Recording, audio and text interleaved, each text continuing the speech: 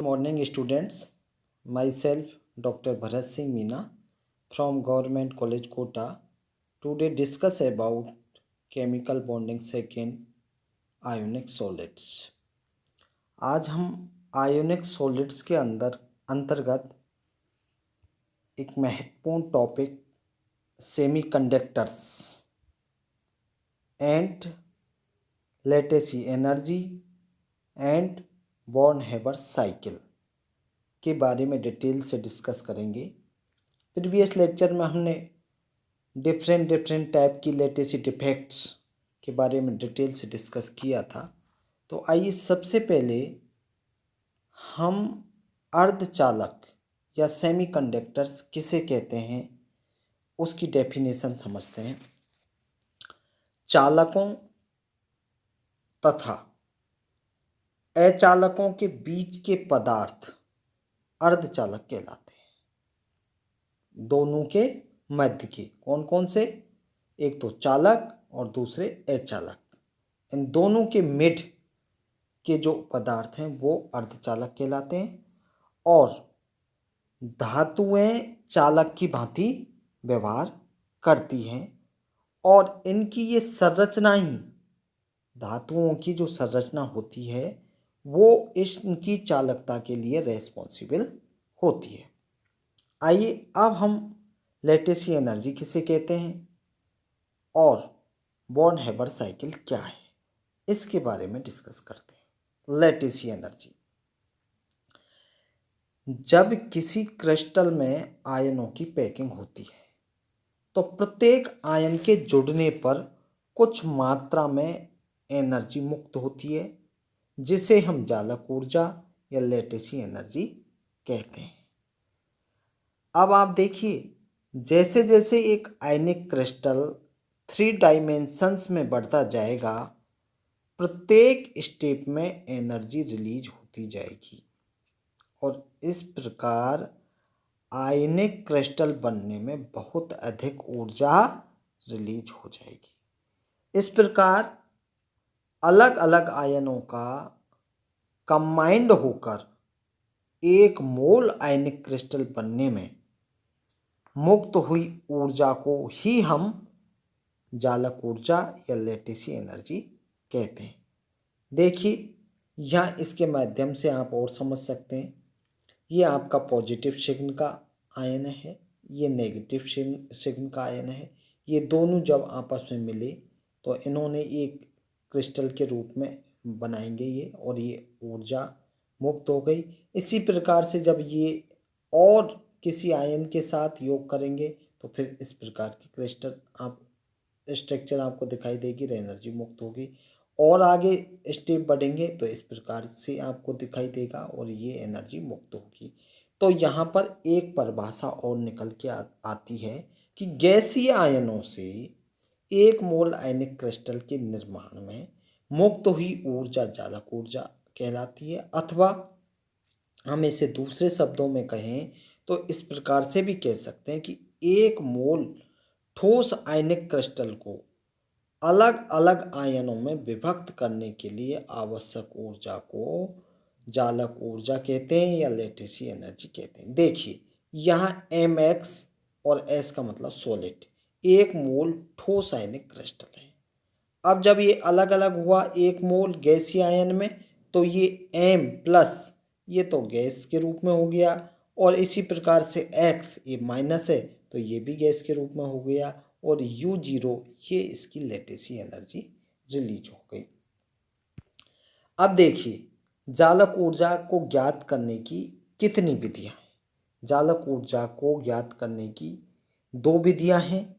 पहली है उसकी थ्योरेटिकल मेथड जिसे कहें हम सैद्धांतिक विधि, और दूसरी है एक्सपेरिमेंटल मेथड जिसे कहें हम प्रायोगिक विधि। थ्योरेटिकल मेथड, बोर्न समीकरण की सहायता से किसी क्रिस्टलीय यौगिक की जालक ऊर्जा का कैलकुलेशन किया जा सकता है। किससे? थ्योरेटिकल मेथड से।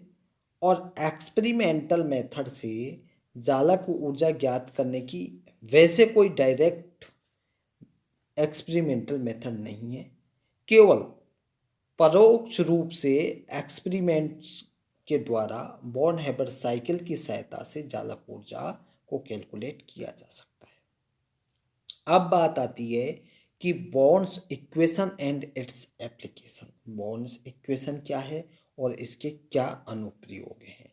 तो देखिए, एक आयन युग्म बनाने के लिए ये हम अच्छे से जानते हैं कि कोई भी आयन युग्म बनेगा तो दो विपरीत आवेशित आयन परस्पर एक दूसरे से आकर्षित होकर समीप आएंगे। किंतु क्या होगा, अधिक समीप आने पर इनके इलेक्ट्रॉन परस्पर एक दूसरे को प्रतिकर्षित करने लगेंगे। स्थायी अवस्था में दोनों बल क्या करेंगे, एक दूसरे को बैलेंस करेंगे, संतुलित कर देंगे। और इस अवस्था में आयन युग्म की जो पोटेंशियल एनर्जी है उसको दर्शाने वाली इक्वेशन ही आपकी क्या कहलाएगी, बॉर्न इक्वेशन कहलाएगी। देखिए, ये आपका पीई मतलब P for potential, E for energy. क्या है, Z1 Z2 स्मॉल ई का square upon D plus small b e का स्क्वायर डी एन। ये तो है आकर्षण, ये Z1 Z2 E square upon D ये आकर्षण, और ये B E square upon D N ये है प्रतिकर्षण। अब आप यहाँ देखिए, Z1 और Z2 क्या है, आयनों पर आवेश की मात्रा। ई क्या है, इलेक्ट्रॉन का आवेश। डी क्या है, दोनों नाभिकों के बीच की दूरी। और बी क्या है, बी है आपका रिपल्सन कोएफिशिएंट। और एन क्या है, एन है आपका बोर्न एक्सपोनेंट, जिसका मान आयन के इलेक्ट्रॉनिक विन्यास के साथ बढ़ता है। आप देखिए, कुछ विन्यासों के लिए एन का मान किस प्रकार से आ रहा है। आयन का इलेक्ट्रॉनिक विन्यास हीलियम का देखिए, आप हीलियम का आप इलेक्ट्रॉनिक विन्यास देखेंगे तो उसके लिए जो एन का मान होगा वो होगा 5। और इसके एग्जाम्पल हैं लिथियम प्लस, बेरिलियम 2+। इसी प्रकार से नियोन का देख सकते हो, आर्गन का देख सकते हो, क्रिप्टन का देख सकते हो, जिनोन का देख सकते हो, और साथ ही इनके उदाहरण और एन के मान भी देख सकते हो। अब आप देखिए, किसी अब इसी में आप और एक चीज समझे, किसी आयन युग्म के लिए एन का मान दोनों आयनों के मान के औसत के बराबर माना जाता है। ठीक है, जो स्मॉल एन का मान है वो किन के मान के योग के बराबर होगा, जो आयन युग्म के लिए दोनों आयनों के औसत के बराबर माना जाएगा। जैसे लिथियम का एग्जाम्पल लेते हैं हम, लिथियम प्लस के लिए, तो लिथियम प्लस के लिए एन का मान आप देखिए कितना है, 5 है। और Cl माइनस के लिए एन का मान कितना है, 9 है। अब LiCl के लिए एन का जो मान निकलेगा, 5 और 9 का योग करके औसत निकालेंगे तो वो आएगा 7। तो LiCl के लिए एन का मान होगा 7।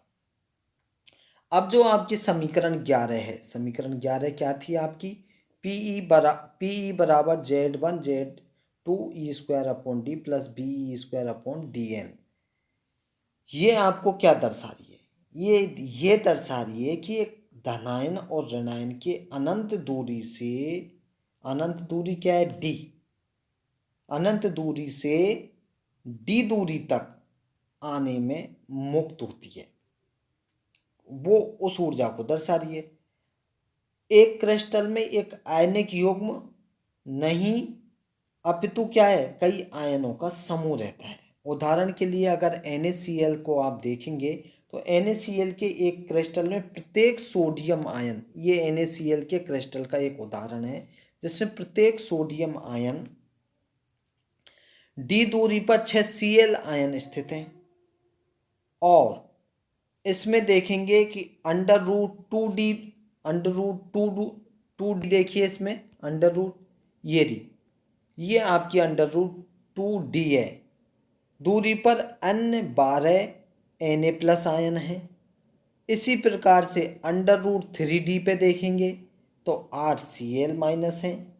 और अंडर रूट 4d पे देखेंगे तो आपको 2d या अंडर रूट 4d पे देखेंगे ये आपकी 2d है, तो वो 6Na+ हैं, और अंडर रूट 5D पे देखेंगे तो 24Cl- है, और अंडर रूट 6D पर देखेंगे तो अगेन अन्य 24Na+ आयन स्थित है। इस प्रकार आगे भी कई आयन होते हैं, आप इस डायग्राम के माध्यम से स्पष्ट रूप से समझ सकते हैं। अतः क्या होगा कि एक सोडियम आयन के अनंत दूरी से NaCl के क्रिस्टल जालक में स्थायी अवस्था तक आने में मुक्त ऊर्जा का मान ज्ञात करने के लिए केवल बॉर्न इक्वेशन का फर्स्ट व्यंजक सफिशिएंट नहीं है, इसमें हमें अन्य सभी अंतर क्रियाओं को भी जोड़ना होगा। यदि हम फर्स्ट व्यंजक को Pe1 द्वारा रिप्रेजेंट करें और Z1 Z2 के मान +1 और -1 रखें, क्योंकि दोनों की आयन एक संयोजी है, तो यहाँ Pe का मान क्या होगा, देखिए आप Pe1 बराबर हो रहा है -6E² + 12E² -8E² + 6E² -24E² + 24E² और इसको और सॉल्व करेंगे तो आपकी इस प्रकार से ये वैल्यू आ जाएगी। अब जो इक्वेशन 12 है, किसी अनंत श्रेणी का ये एक योग समीकरण है, जिसको हल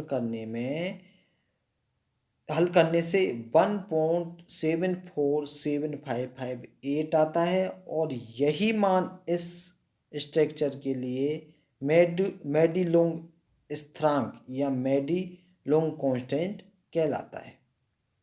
इस बॉर्न हैबर्स इक्वेशन का अगर दूसरा व्यंजक देखें, जो आपके रिपल्सन बल को शो करता है, जो दोनों आयनों के इलेक्ट्रॉन के परस्पर नज़दीक आने से उत्पन्न होता है, इसे हम P2 से शो कर सकते हैं। अब आप देखिए, यह बल Dn के प्रतिलोमानुपाती है, केवल निकटतम आयन ही इसे प्रभावित करते हैं। NaCl में प्रत्येक Na+ 6 निकटतम Cl आयन से घिरा रहता है।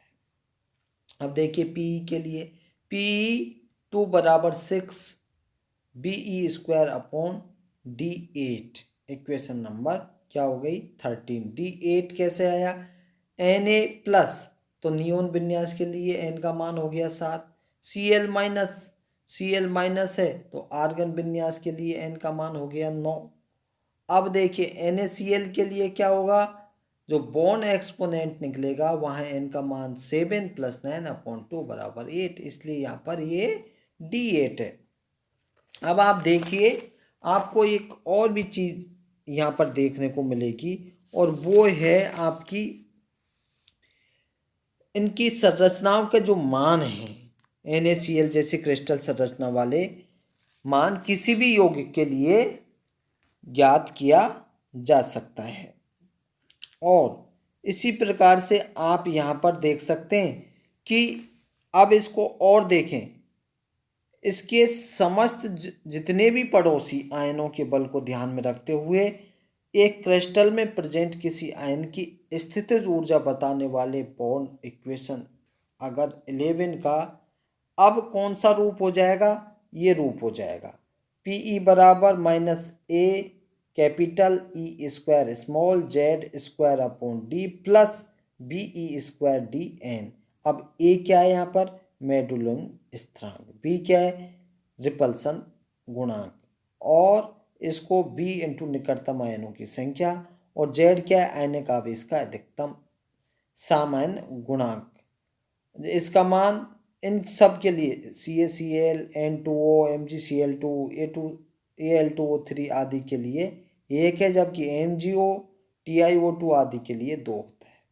अब बात आती है, एक आयन क्रिस्टल में उस समय सबसे अधिक स्थायी स्थिति में होता है जब आकर्षण और प्रतिकर्षण बल एक दूसरे को संतुलित करते हैं। ठीक है, उस स्थिति में वो सबसे अधिक स्थायी होगा, तब इसकी स्थितिज ऊर्जा कम से कम होगी और D बराबर D0 होगा। इसे इस डायग्राम के माध्यम से भी देख सकते हैं।